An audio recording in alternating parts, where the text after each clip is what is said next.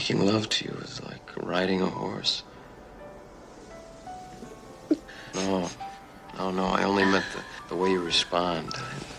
Do you believe a movie so controversial that every major studio in Hollywood rejected it? A film where the lead actress actually discovered 3,500-year-old artifacts while filming, and a production that spent $30,000 on a song they never even used. This is Summer Lovers, and trust me, you've never heard these stories before. Fact 1. Columbia Pictures called it too racy. No one's gonna believe my photos. Oh my God. You're gonna have a strange impression of me now. I'm having a great time. Oh, you know, when I was young, this was like a circus for me. Here's how you know you've written something spicy. Randall Kleiser takes his script to Columbia Pictures. They read it. They pay him $150,000 for it. Then they panic. "This is too racy!" they cry, throwing the script back at him like a hot potato. But here's the twist. This was 1981, not 1951. We're talking about the studio that made Taxi Driver and The Way We Were. What exactly was in that script that made them run screaming? Well, Kleiser's original version featured a true three-way relationship, with Kathy and Lena being genuinely intimate with each other, not just sharing a guy. Columbia wasn't ready for bisexual love triangles in their summer blockbusters. Little did they know, they'd just handed Kleiser the freedom to make his movie exactly how he wanted. Fact 2. The French actress made an archaeological discovery. You know, this afternoon, when you two went in opposite directions, I wanted to follow both of you. Valerie Quenison wasn't just playing an archaeologist, she became one by accident. The production secured unprecedented permission to film at the actual Akrotiri archaeological site on Santorini, believed by some to be the inspiration for Plato's Atlantis. They set up the cameras. They positioned Quenison in the dig site. The director yells, "Action!" and then, plot twist, Quenison actually uncovers several pieces of genuine 3,500-year-old Minoan pottery. The entire crew stops filming. Real archaeologists rush over. The pottery gets carefully cataloged and added to the scientific collection. Meanwhile, Quenison is standing there thinking, "I thought I was just supposed to pretend to be an archaeologist." Talk about method acting taken to the extreme. She literally made history while making a movie. Fact 3. Nastasia Kinski almost played the French role. People are like gas. She thought it'd be better if she didn't stay. How perceptive of her. You invited her here. I know. Randall Kleiser had his dream casting all figured out. He wanted Nastasia Kinski, fresh off her success in Tess, to play the seductive French archaeologist Lena. Perfect choice, right? European mystique, proven talent, already a rising star. So Kleiser offers her the role. Kinski reads the script. She likes it, but then she makes one fatal mistake. She asks Paul Schrader for advice. Schrader, who had just directed her in Cat People, takes one look at the Summer Lovers script and says, "Don't do it. It's not classy enough for you." Kinski listens to Schrader and passes on the role. Here's the kicker. Kleiser now plays Words with Friends every day with Paul Schrader, but they've never once discussed this decision. Imagine that awkward conversation over Scrabble tiles. Instead, we got Valerie Quenison, who was absolutely perfect, and tragically, this became her final film. Fact 4. They paid $30,000 for a song they cut.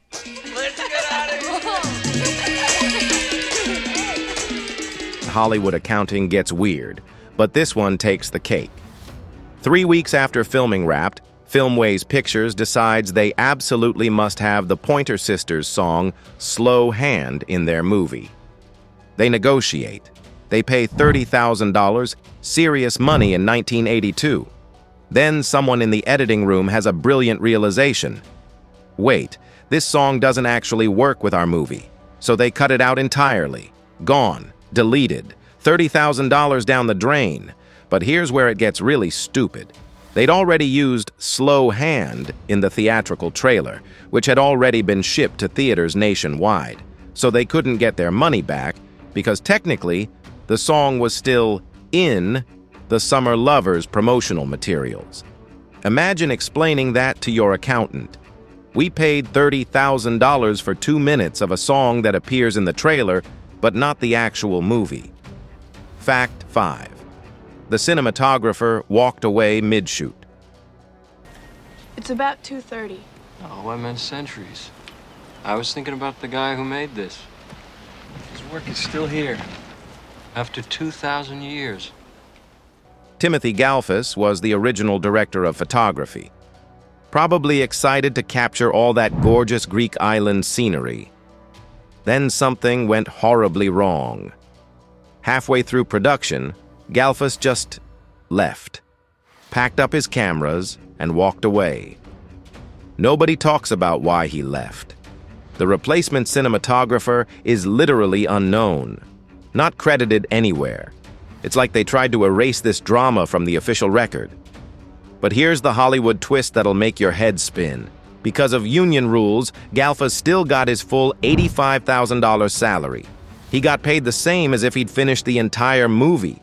He literally got paid $85,000 to quit his job halfway through. Meanwhile, some mystery cinematographer had to step in and finish shooting one of the most visually iconic films of the early 80s, and we don't even know their name. Fact 6. The real villa became a tourist shrine. You need me, you call me. But I'm sure you won't need me. Enjoy your stay. Goodbye. Bye-bye. Thanks a lot, Aspa. Kathy, come here. Look. You know you've made a cult classic when your filming location becomes a pilgrimage site. The stunning white villa where Michael and Kathy stay in Oya, Santorini, wasn't just a movie set. It was a real house with real owners. In 1987, 5 years after the movie came out, a couple bought that exact villa. But instead of just living there quietly, they turned it into a gift shop. And what did they name it? Summer Lovers. Think about that for a second. They bought a house specifically because it was in a movie, then turned their home into a tribute to that movie. Fans now make pilgrimages to Santorini just to shop where Peter Gallagher and Daryl Hannah pretended to live. It's like if someone bought the house from Home Alone and turned it into a hardware store called Kevin's Traps. Brilliant or insane? You decide. Fact 7. Daryl Hannah predicted her own career. It's open until 9, and there you'll find everything you need to set up housekeeping. It's for you. Sometimes life imitates art in the weirdest ways. In Summer Lovers, Daryl Hannah's character Kathy makes an offhand comment. "I used to dream I was a mermaid." Just a throwaway line, right? Wrong. 2 years later, Ron Howard cast Daryl Hannah as the literal mermaid in Splash, the role that launches her into Hollywood stardom, playing exactly what her Summer Lovers character dreamed of becoming. Here's what makes it even weirder. There's no way Hannah or anyone else could have known Splash was coming. That script didn't exist yet, so either Hannah has psychic powers or the universe has a very strange sense of humor. Imagine if every throwaway line actors said in movies came true.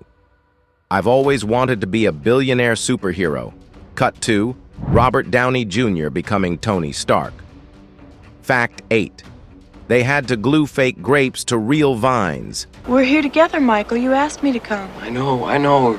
It's not you. It's me. It's this island. Everything in my life till now has been planned for me. Filming in Paradise sounds amazing until you realize Paradise doesn't follow Hollywood schedules. The crew arrives in Greece during off-season, when grapevines are bare and brown. But the script calls for lush, abundant grape harvests. So what do you do when reality doesn't match your movie? You get creative. The art department bought already picked grapes and literally re-glued them to the vines, one by one. Imagine being the crew member whose job title was grape reattacher, but it gets more ridiculous. They also built artificial tide pools at Matala Bay on Crete, and Kleiser even constructed a fake rock to create the perfect beachside cove. They were basically rebuilding the entire Greek coastline to match their vision. The irony? They're making a movie about natural, uninhibited living by creating the most artificial environment possible. Fact 9. A Dutch tourist became an actor by accident. I'm going through something here I don't understand. It's not because I don't love you, because I do love you. I don't know. Hans van Tongeren was just some Dutch guy on vacation in Greece. Wrong place, right time. He's wandering around the filming locations, probably trying to get a good photo, when Daryl Hannah spots him in the crowd. Something about this random tourist catches her eye. She walks up to him. Imagine being a tourist and having a movie star approach you and says, "Hey, want to be in our movie?" Hannah introduces Van Tongeren to director Randall Kleiser. They chat for a few minutes. Kleiser likes him. Boom. Van Tongeren is now cast as Jan, Lena's jealous love interest. No audition, no agent, no headshots. Just pure accidental casting, from tourist with a camera to movie actor in one conversation. That's the kind of thing that only happens in movies. Except this time it happened while making a movie. Fact 10. The makeup artist's impossible job. Couldn't you just have a physical thing with someone? I could, but why? For variety. We can have variety. Meet Katia Despotidou, who had perhaps the most thankless job in movie history. Her mission? Ensure that all the actors' tans matched perfectly throughout the movie, even though scenes were filmed completely out of sequence. Think about this logically. Day 1, you film the ending where everyone's perfectly bronzed. Day 15, you film the beginning where they just arrived in Greece. Day 30, you film the middle where they're getting tan. How do you make sure Peter Gallagher doesn't go from pale to dark to medium tan as the movie progresses? Despotidou had to track every actor's skin tone in every scene and artificially adjust their makeup to create a seamless tanning timeline. She basically became a human continuity computer, calculating tan gradients like a mathematics professor. Meanwhile, the actors are actually getting more tan every day because they're filming in the Greek sun. It was like trying to paint a picture on a canvas that keeps changing colors. Fact 11. Christopher Atkins had a secret cameo. A few things. Tell me one. When I was in high school, I used to fantasize about being tied up and ravaged by the entire swim team. Here's a blink and you'll miss it Easter egg that connects summer lovers to the Blue Lagoon. In one scene, there's a Greek magazine lying around with a photograph of Christopher Atkins, Brooke Shields' co-star from Kleiser's previous Tropical Paradise movie. This wasn't product placement or cross-promotion. This was Kleiser having fun with his own filmography. He literally planted a photo of his previous movie's star into his current movie, like a director's inside joke. But think about the meta-narrative here. The characters in Summer Lovers are living out their own version of the Blue Lagoon. Young people discovering love and sexuality on a beautiful island. By including Atkins's photo, Kleiser is suggesting that his Greek island lovers might have seen the Blue Lagoon and thought, "We want that life." It's a movie referencing another movie about people living like people in movies. Inception-level filmmaking right there. Fact 12. The script was too bisexual for 1982. I find incredible objects laid out exactly the way they were placed thousands of years ago. Well, maybe Kathy could shoot some for you. Hollywood Randall Kleiser's original vision was way ahead of its time. His first draft depicted Kathy and Lena having genuine romantic feelings for each other, with Kathy even questioning whether she was more attracted to Michael or Lena. A true love triangle, not just two women sharing one man. But 1982, Hollywood wasn't ready for that level of sexual complexity. Every studio demanded the same change: remove any suggestion of attraction between the women. Make it purely about the man's fantasy. Kleiser knew this would happen. He fully expected the studios to reject the bisexual elements. But he wanted to write the authentic story first, then compromise later. The final film still hints at the attraction between Kathy and Lena, but never explicitly shows it. Daryl Hannah and Valerie Quennison knew about the original script and tried to play their scenes with that unspoken attraction. Watch their interactions carefully. There's a whole subtext there that the studio censored but the actresses preserved. Fact 13. The film's title changed. Multiple times. It wasn't the fireworks you imagine. Too bad.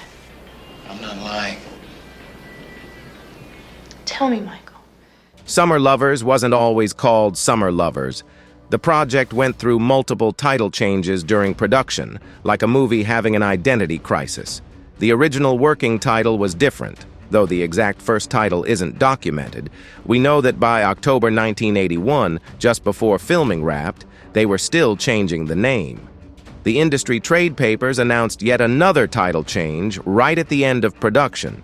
This suggests that even the filmmakers weren't sure what story they were telling. Were they making a movie about summer romance, about lovers, about Greece, about a threesome? The shifting titles reflect a movie trying to figure out its own identity.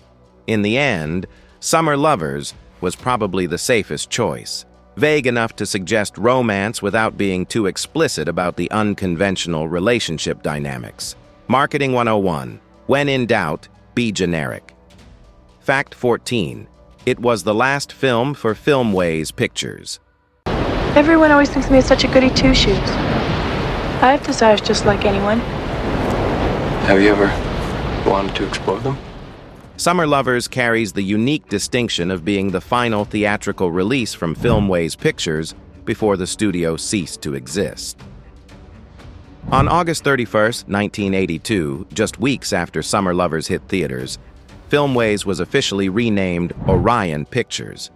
So in a weird way, Summer Lovers is like a studio's swan song, the last gasp of a Hollywood entity before it transformed into something else entirely. The movie itself is about transformation and new relationships. How fitting that it marked the transformation of its own studio. Think about all the executives at Filmways watching their final film premiere, knowing their company name would disappear forever in a few weeks. Were they proud of going out with this particular movie? Did they think, if we're going to die as a studio, at least we're dying with naked people in Greece? History doesn't record their feelings, but it's a poetic ending for a movie company. Fact 15. The music budget was insane. Didn't you like my fireworks? You okay? Yeah, I'm just very happy. I want to remember this all my life. The Summer Lovers soundtrack is legendary, featuring Chicago's Hard to Say I'm Sorry, the Pointer Sisters' I'm So Excited, and Depeche Mode's Just Can't Get Enough.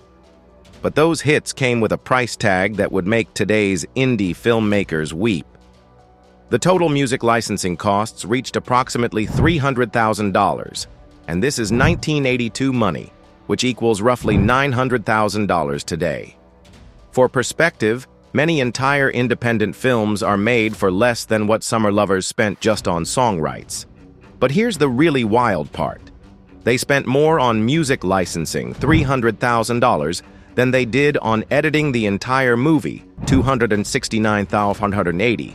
They literally valued the soundtrack more than the actual filmmaking craft of putting the scenes together. This was the early MTV era, when pop songs could make or break a movie. Summer Lovers bet everything on creating the perfect musical experience, and honestly, it worked.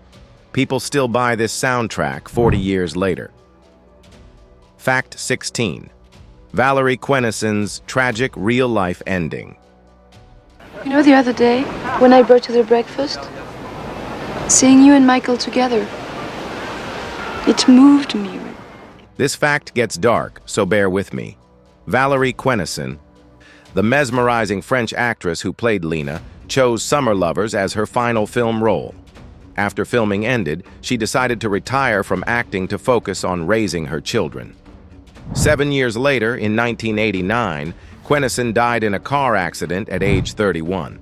She was gone just as her Summer Lovers performance was achieving cult status among film fans, discovering the movie on home video.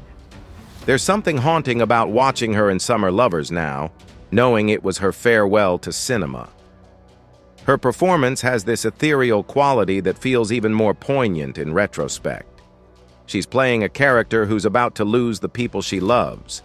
And in real life, audiences were about to lose her. Critics often praise her luminous screen presence and those unforgettable eyes. She left us with one perfect performance, frozen forever in the Greek sunlight. Fact 17. The production built fake. Greek coastline. Well, I know who you are. I was just fixing some tea. Would you like some? Okay. Filming in the actual Greek islands wasn't enough for Kleiser. He needed to improve on Paradise itself. The crew engaged in some serious geographical modification to get their perfect shots. At Crete's Matala Bay, they built artificial tide pools because the natural ones weren't photogenic enough. Kleiser constructed an entirely fake rock formation to create the ideal beachside cove. They were literally rebuilding the Mediterranean coastline to match their vision. But the most absurd detail? They did all this construction in one of the most naturally beautiful places on Earth. It's like renovating the Grand Canyon because it's not scenic enough. The irony is palpable, making a movie about natural, uninhibited living by creating the most artificial environment possible. They were trying to capture authentic Greek island life by faking the actual Greek islands. The question remains, if Greece isn't good enough for your Greek movie, what exactly are you making? Fact 18. John Waters called it bad taste and loved it. I just want to be alone for a while. You were alone all day, Michael. What's the matter? Nothing. Nothing. When David Letterman asked provocative filmmaker John Waters to give an example of recent bad taste in cinema, Waters immediately chose Summer Lovers. But here's the twist.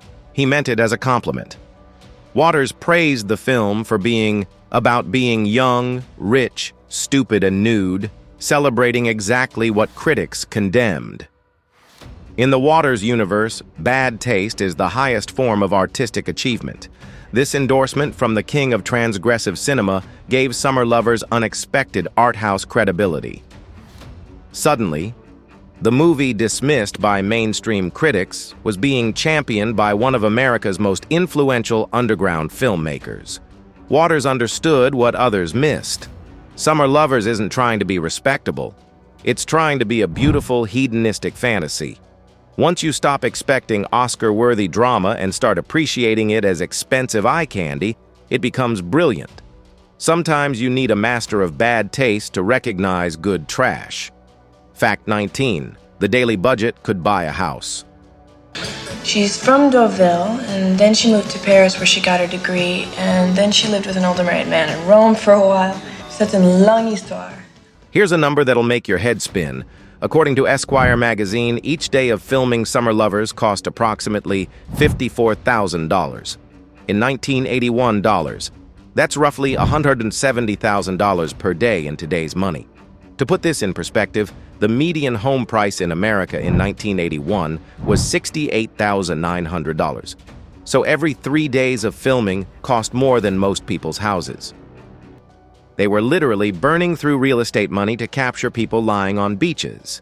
The total budget reached $5.3 million, or $7 million after interest and overhead. That's serious money for what's essentially a very expensive vacation video with professional actors. But you know what? It shows on screen. Every frame of Summer Lovers looks like it cost a fortune, because it did. Sometimes the most wasteful productions create the most visually stunning results. They bought Paradise and put it on film forever. Fact 20. The villa's mysterious Band-Aid continuity error. Not quite. What do you mean? She's invited us to dinner. Sounds like fun. Here's the kind of detail only obsessive movie fans notice, but once you see it, you can't unsee it. When Kathy and Michael arrive at their Greek villa, Daryl Hannah has a Band-Aid on her left arm, clearly visible when Michael playfully knees her. Cut to the next scene where she picks up a shower head and pretends it's a telephone. Band-Aid completely gone. Then she walks outside with Michael, and magically, the Band-Aid reappears. This isn't just a continuity error. It's a continuity error that survived multiple edits, color corrections, and final cuts. Somehow, nobody in the entire post-production process noticed that Daryl Hannah's Band-Aid was playing peekaboo with the camera. But here's what makes it perfect. In a movie about people shedding their inhibitions and embracing imperfection, maybe a disappearing Band-Aid is the ideal metaphor. Sometimes the flaws make it more human. And there you have it. 20 facts that prove Summer Lovers is way weirder and more fascinating than anyone gave it credit for. From archaeological discoveries to studio scandals, from fake grapes to real heartbreak, this movie packed more behind-the-scenes drama than most Oscar winners. The next time someone dismisses it as just another 80s guilty pleasure, remember, this is the film that was too racy for every studio in Hollywood, featured an actress who actually discovered ancient artifacts, and cost more per day than most people's houses. Sometimes the most ridiculous movies have the most incredible stories. What's the weirdest fact that surprised you the most? Let me know in the comments, and don't forget to subscribe for more deep dives into the movies that time forgot, but probably shouldn't have.